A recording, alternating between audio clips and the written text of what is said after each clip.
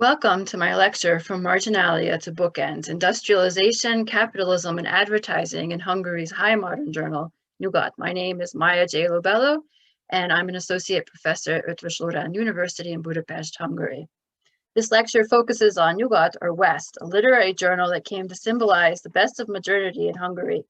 Published bi-monthly between 1908 and 1941, Nyugat contained both the latest works by 20th century literary greats, as well as the writings, artwork, and music originating from Hungary's varied intellectual life. Given the staggering wealth of texts that appeared in Nyugat throughout its nearly four-decade career, I will mainly concentrate upon the journal's early period between 1908 and 1914, before concluding with a brief foray into 1925. Within Hungarian literary circles, Nyugat has maintained a place on the symbolic highest shelf, that coveted position in university research libraries where Nyugat's contents have been repackaged into anthologies, annotated texts, and complete or collected works. In Hungarian literary history, the canonization of the Nyugat movement has been primarily justified via literary or aesthetic means. To summarize the most common interpretation, Nyugat's three editors, seen here in this slide, launched their journal at a time when the literary scene was ripe for publishing its forays into developing an often unapologetically urban language. It can also be said that Nyugat affiliates tended to draw upon Western European cultural movements while announcing a new non-nationalistic approach to what constituted Hungarian literature. Rather than analyzing works and their reception, my attention is instead caught by the utilitarian presence of the bookends, holding the volumes on that figurative high shelf in a stable yet always slightly shifting position.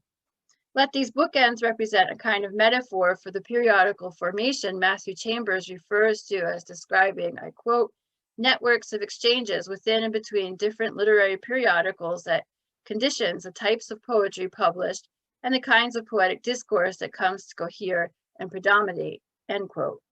While Chambers focuses on the creative and competitive networks that connect periodicals, my research expands this concept of the periodical formation to include the historian Jerrold Spiegel's theory regarding the network of means, an interpretation that will enable me to trace Nyugat's firm yet relatively unobtrusive ties to GyOSz, the National Association of Hungarian Industrialists.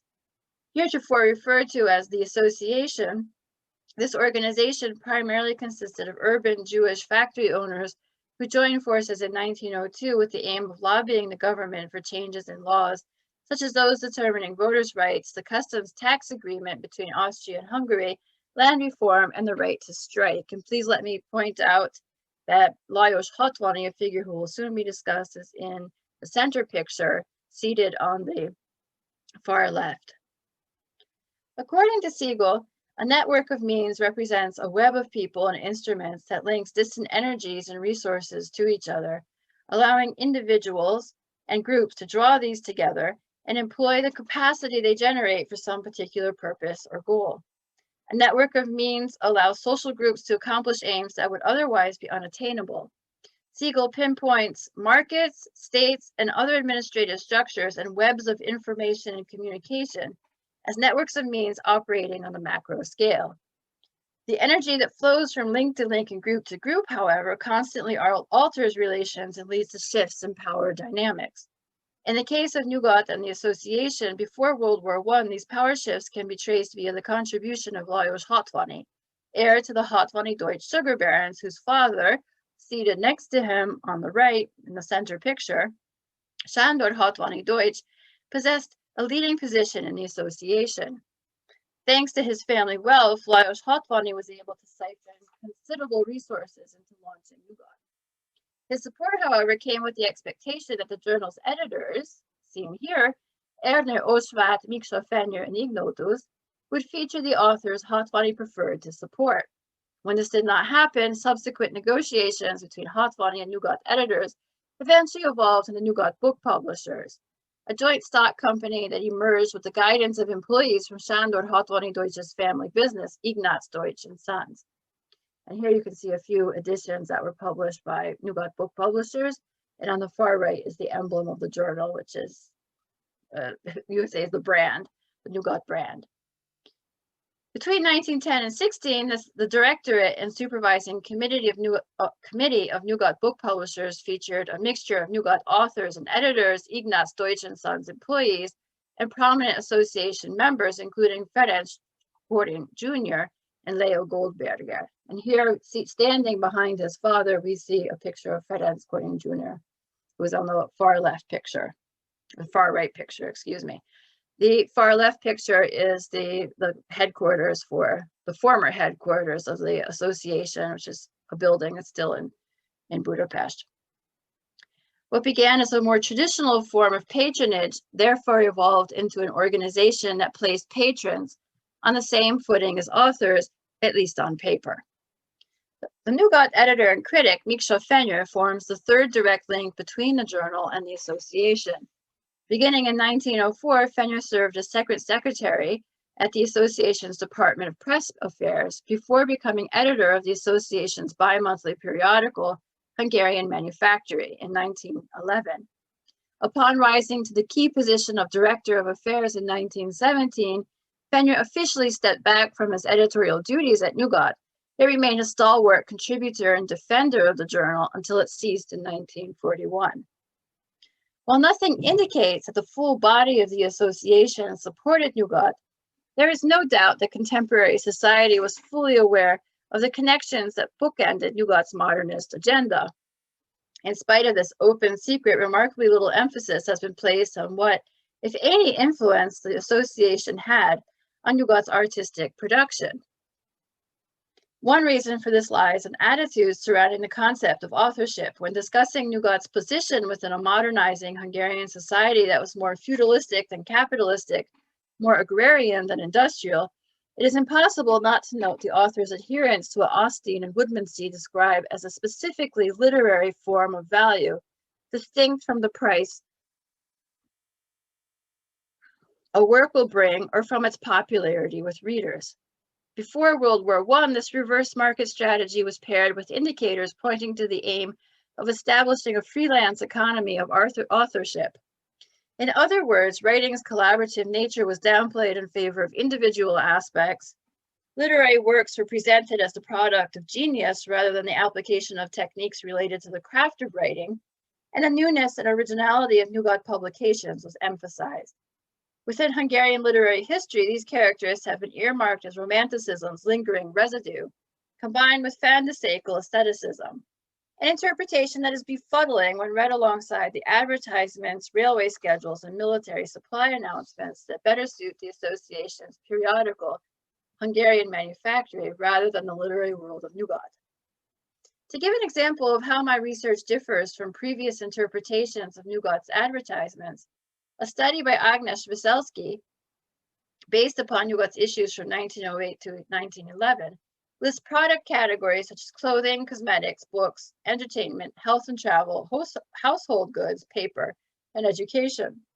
No mention is made of the fact that the same issues from these years contain many advertisements for the machinery and equipment needed for operating mills, narrow gauge railways, sugar refinement, and mining. These advertisements, and of course those with the military supply advertisements and other announcements, also appeared in Nyugat's marginalia, i.e. the advertisements and announcements that both bordered and bookended Nyugat's cultural contributions.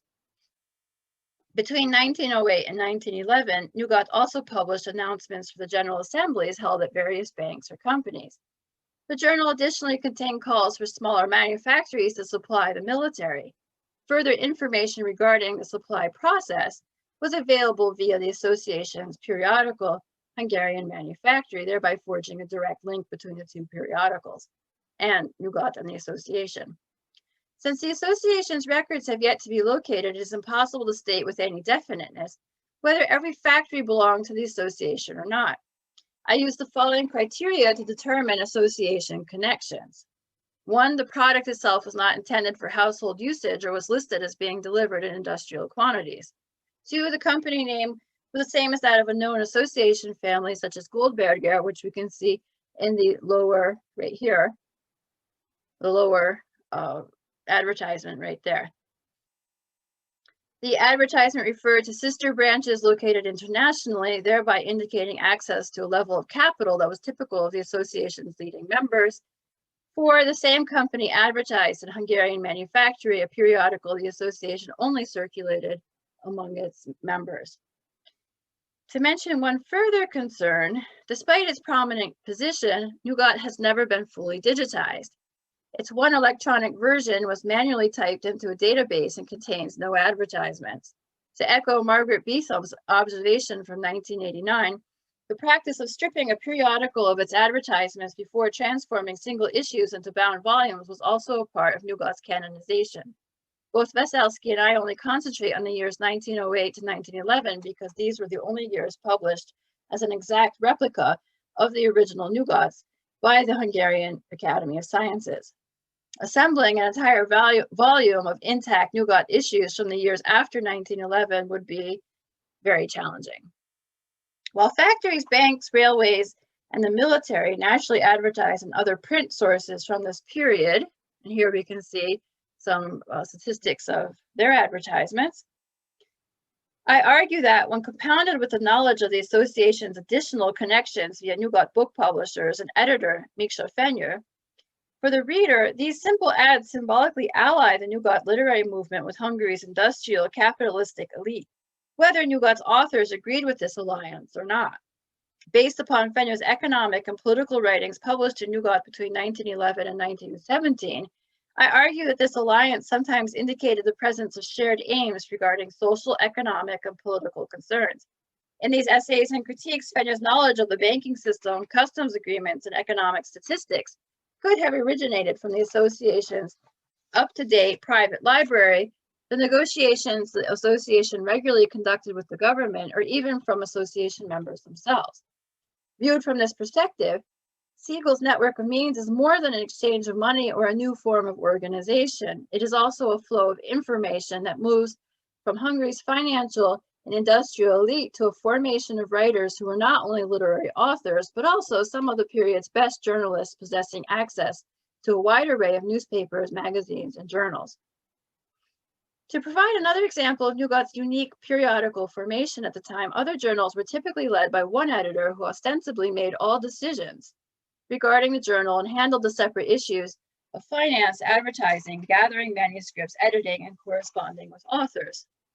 It is striking that Nyugat was headed by 3 editors whose collaboration bore the earmarks of differentiated labor. Oshvat was responsible for all artistic decisions, Fenyő corresponded with authors and directed financial issues, while Ignotos turned his prestige as a journalist toward defending the journal from critics. To my mind, Nyugat's organization echoes that of the association, the levels of which were operated by committees in charge of specialized departments. Following the emancipation of Hungary's Jews in 1867, the vertical, family-oriented business model that Jewish entrepreneurs were forced to follow could expand into what Lawrence Friedman calls a horizontal identity that fabricates itself based upon chosen rather than inherited attachments or loyalties. Although approximately 60% of the association's members had Jewish origins, its network stretched throughout the Austro-Hungarian monarchy, was characterized by an openness to negotiate with anyone, irregardless of political ideology or religious creed, and accepted an entrepreneur from any branch of industry who could afford to pay membership dues. Given the hierarchical and fairly segregated nature of Hungarian society at the time, the association's ability to forge a diverse array of alliances is noteworthy. This attitude may have provided an apt model for the plurality of social class, ethnicity, religion, economic status, and artistic beliefs displayed by the authors who affiliated themselves with Nyugat. While other periodicals also employed Jews and Christians, Nyugat placed great emphasis on redefining value based on talent and ability. In other words, ethnicity, religion, family connections, gender, or political affiliation did not figure among Nyugat's criteria for what it meant to be a Hungarian author. Throughout its history, Nyugat remained true to this attitude, to the attitude that a writer's originality and authenticity determined value. By analyzing the contrast between ads for Nyugat editions versus narrow gauge railways from the perspective of economic criticism, I contend that the Nyugat author's reverse market strategy versus the journal's apparent yet somehow unacknowledged connection with the association presents a push and pull relationship, pitting the emerging status of the freelance author against the more traditional role of patron. This is not to say that Nyugat functioned as a front for industrialization, far from it. It was first and foremost a literary and cultural movement. To refer to John Zero Cooper's argument regarding the role Bohemian groups played in reinventing community relationships and remaking everyday life within a market society, I state that this case is also true in the reverse. The association's business model also affected Nyugat's formation as a periodical. Although he wrote extensively on a vast array of topics relevant to literature, world events, politics, and the economy, Miksa Fenyő deliberately remained reticent regarding what dealings may have connected Fenyő, the literary critic and Nyugat editor, to Fenyő, the association's director of affairs. In fact, Fenyő deliberately curated his own self-mythology to emphasize his role in Nyugat, while very much downplaying his role at the association. Fenyő remained similarly silent regarding the Jewish background that he left behind in favor of a Hungarianized surname, assimilation, and eventual Catholicization. All decisions that most definitely enabled the son of a rural Jewish tailor to become one of the association's directors. Investigating what I call marginalia will allow me to address the broader social discourses occurring in Hungarian society in connection with issues such as assimilation, a pressure that was as real to the association's many Jewish industrial magnates as it was to Nyugat's numerous authors of Jewish origins. To put it more precisely, investigating what is missing from Nyugat's marginalia will not only underscore the assimilation process of primarily neologue Jewish families, but also demonstrate how their role as patrons shifted.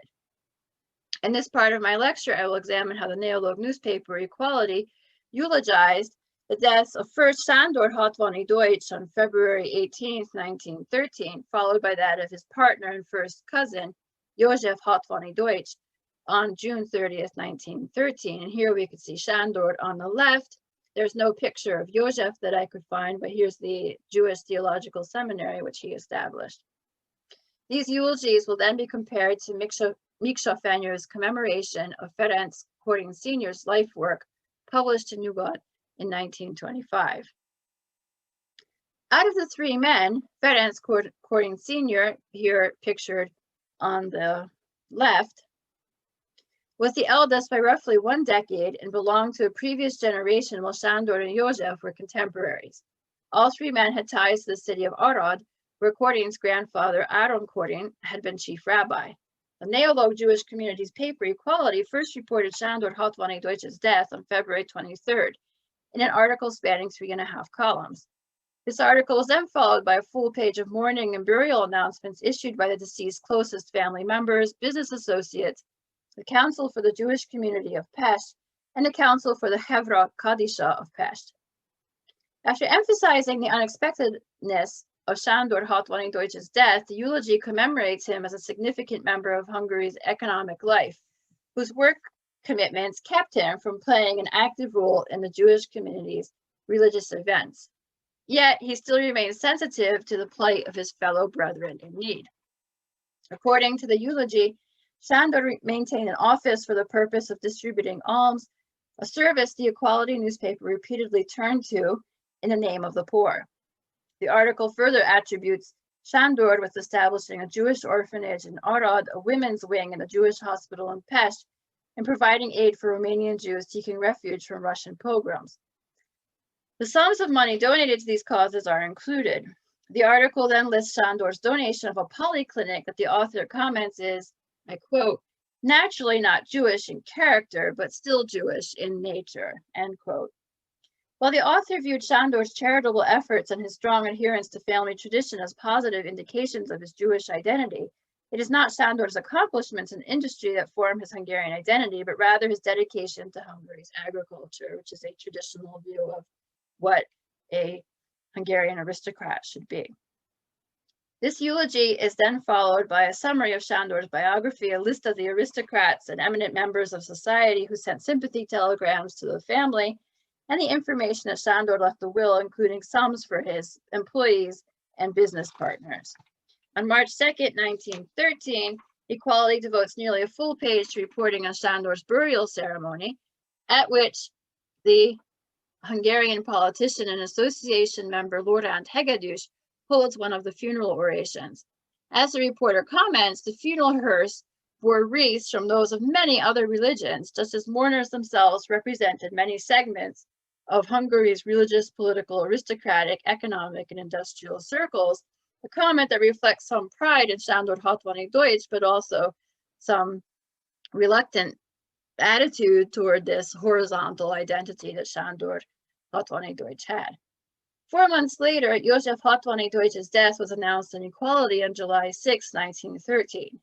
In this case, József's role as a business leader was glossed over as being similar to that of Sándor's, while far more detail was given to József's work as an active member of the Neolog community, who oversaw construction of the Jewish Theological Seminary in Budapest, publicly defended the Jewish faith, and devoted time and money to supporting Jewish literature.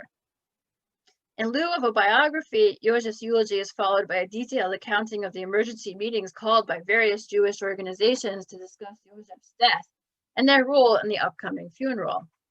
The morning announcements cover 2 pages, and the next issue devotes nearly 2 pages to József's funeral and reprints the rabbi's eulogy in full, while only 1 paragraph was quoted from the speech given by Raymond Williams, the association's representative. Issues 45 and 46 report on memorial services held for József 60 Deutsch. While Sándor and József obviously differed in religious fervor, their portrayal as patrons follows a traditional form of exchanging money in order to attain collective approval and indeed immortality. In contrast, the devastating withdrawal of financial and moral support caused by the next generation, Lajos 60's patronage of secular print media and causes, represented an enormous moral and financial blow to Budapest's Neolog Jewish community. While Equality's concept of patronage mirrors traditional attitudes, Nyugat tended to bestow the right to special issues and eulogies upon deceased Nyugat authors. Despite Lajos 60's connection to the journal, no mention is made of his father's death, even though Sándor 60 Deutsch also figured among Miksa Fenyő's association superiors. In contrast, the death of Nyugat author Margit Kafka of the Spanish flu in 1917 garnered a full-page photograph and the complete text of Miksa Fenyő's memorial speech, the essence of which stated that the vibrant figure of Margit Kafka would continue to remain alive through her literary works.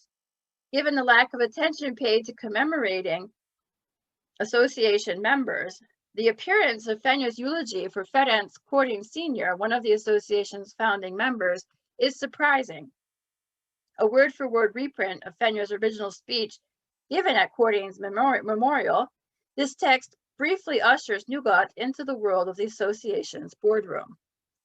While Fenyő provides an eloquent portrayal of Kortin's life as an important politician, lawyer, and businessman, no photo or picture of Kortin is provided. Instead, Kortin is repeatedly depicted as a marble bust akin to a sculpture of an ancient Roman senator, a relic of another age that Fenyő carefully portrays, yet still does not raise to the level of vibrant eternity he attaches to Margit Kafka's literary works.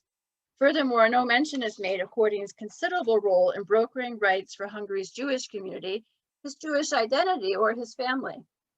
The latter lack is particularly strange given that his son and Fenyő's lifelong friend, Ferenc Kortin Jr., was certainly present at the speech's reading.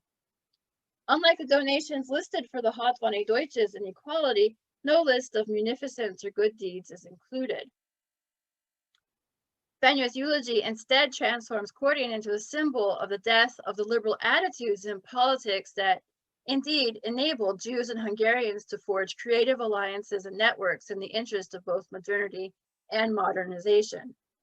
Whether viewed from the perspective of Nyugat's marginalia, its working model, its publishing venture, or the writings of Miksa Fenyő, the search for a horizontal identity that characterized both the association and Nyugat provided the often unobserved, always fluid, yet firm formation to Hungary's primary modernist cultural movement.